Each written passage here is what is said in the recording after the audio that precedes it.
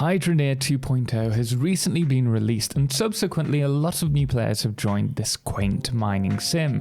But if you feel a bit lost, today we'll cover how to get started and even basic automation, as well as various tips you may need to know to maximize your earnings, which we'll cover at the end. So starting, you have a shovel which you should use to dig dirt, which you can place into a bucket and then deposit into a pan to be dropped into water, then cleaned with the brush, and here we have our first resources. There is an argument at this point whether it's quicker to put a small amount directly into the pan or whether to fill a bucket up and then put it in the pan. I've done some tests and they've both proved to be about as efficient in terms of the resource return per shovel of dirt, so do what you think's best. And you can leave the pan in the water, but you then have to run into the water to grab it each time, so it might not be ideal. To speed this process up though, once you have 36 coin, you can purchase a water intake pipe and place it at the bank of the river to keep filling the pan on the riverbank.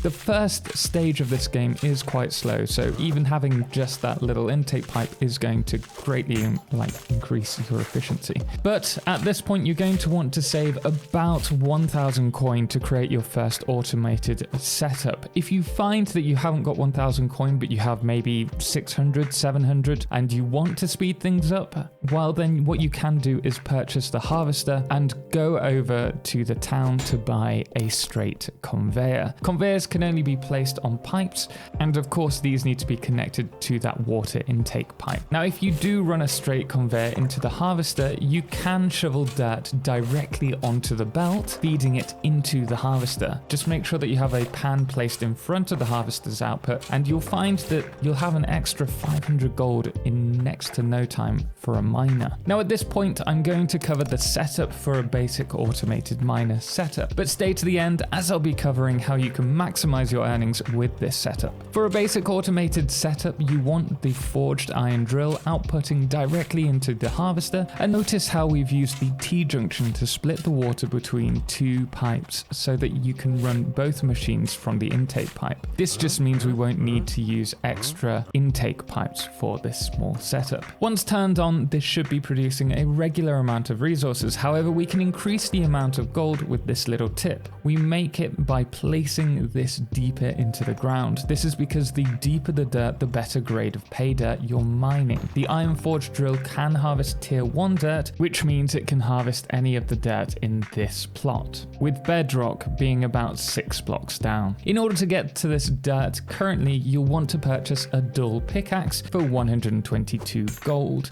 Dig out the area and build the drill at the bottom. You can either set the harvester up, down in the bottom, or you can, with a bit more money, buy some more conveyors that ramp upwards and place the harvester right at the top. But to be honest, with it being early game, it's probably a bit of a waste of money purchasing the elevator conveyors, which are 300 odd coins each. At this point, I do recommend sorting out your resources though, using conveyor splitters, and these can go either to an automated smelter, which costs 1,320 gold per piece, or we can actually set up our own semi-automated system for about 150 coins.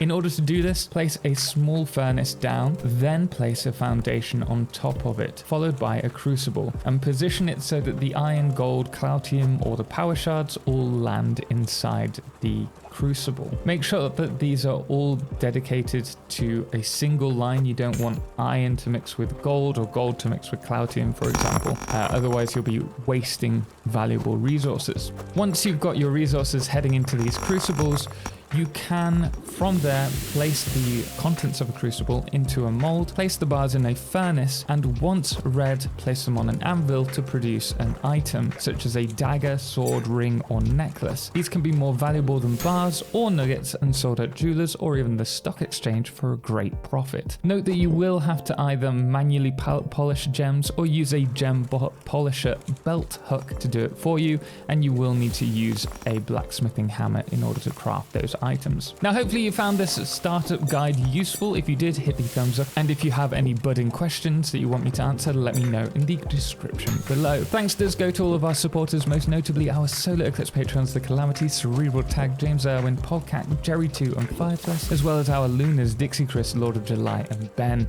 as well as our Blood Moon, Chick Norris. Until next time, as always, ciao for now.